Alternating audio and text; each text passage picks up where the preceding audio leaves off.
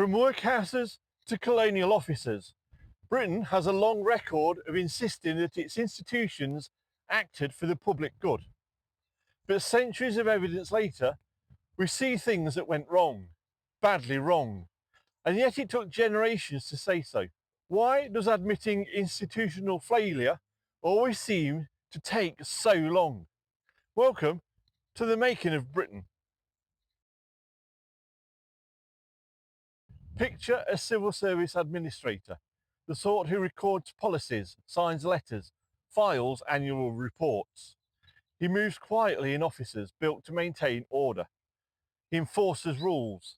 He observes complaints. He corrects mistakes. He believes in process. Rules are rational, impartial, and morally defensible. When scandal emerges, child mistreatment, abuse in hospitals, mismanaged care, he doesn't see wrongdoing. He sees anomalies, exceptions, misunderstandings. The administrator is not dishonest. He is confident that institutions, by definition, act for good. But confidence can become complacency. Institutions are built to last. Rules, hierarchies, procedures, they accumulate authority. Change threatens that authority. Admitting wrong threatens not only reputation, but also continuity. A report admitting negligence or abuse could shake public trust. Worse, it might require accountability, which officials prefer to avoid. So institutions defend themselves. They explain, they justify. They reform quietly, incrementally, or not at all. Meanwhile, those affected, the poor, the colonised, the marginalised, are largely powerless. Their complaints must navigate bureaucracy, interpretation, and occasionally legal challenge.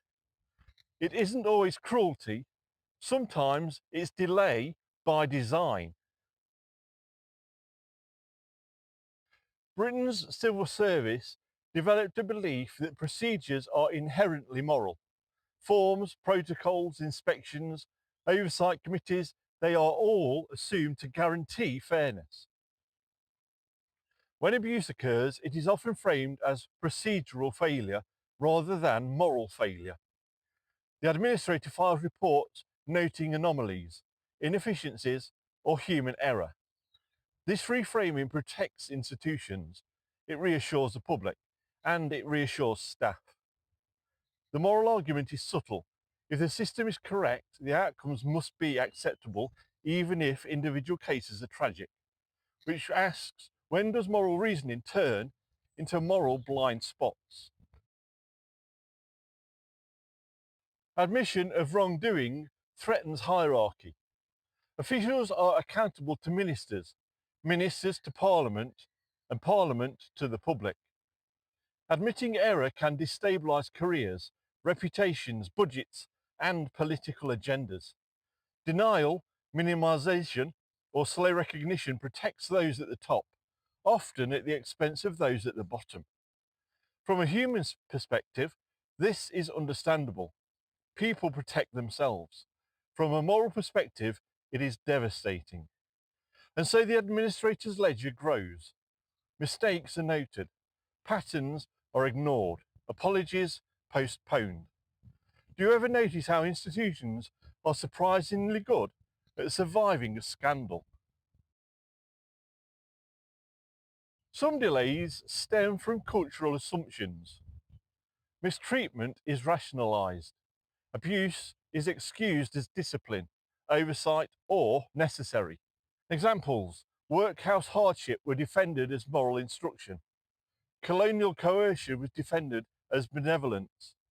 Medical experiments were defended as research.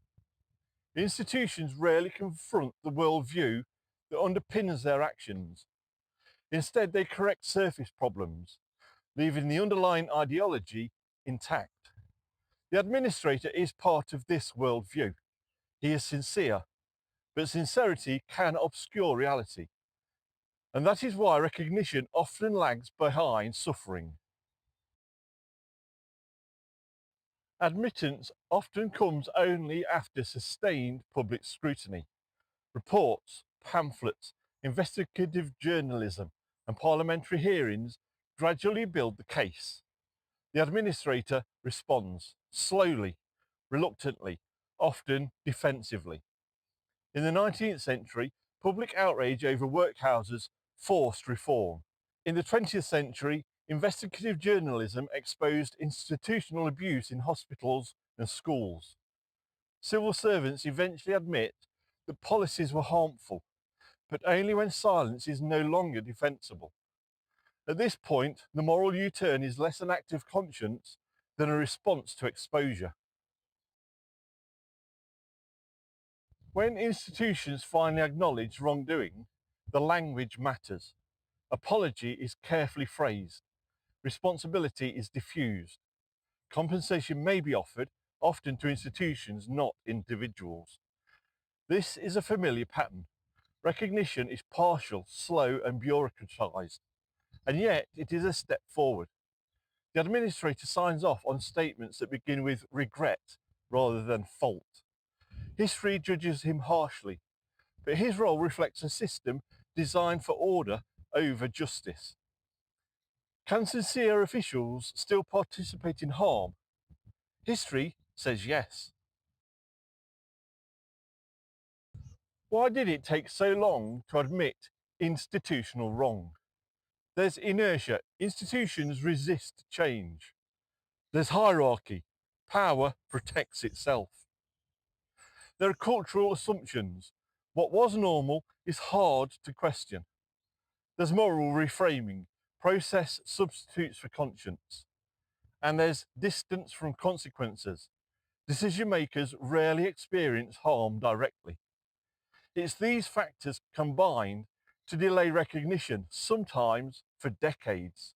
And as always, public pressure, advocacy, and persistent moral reasoning are what eventually breaks the stalemate.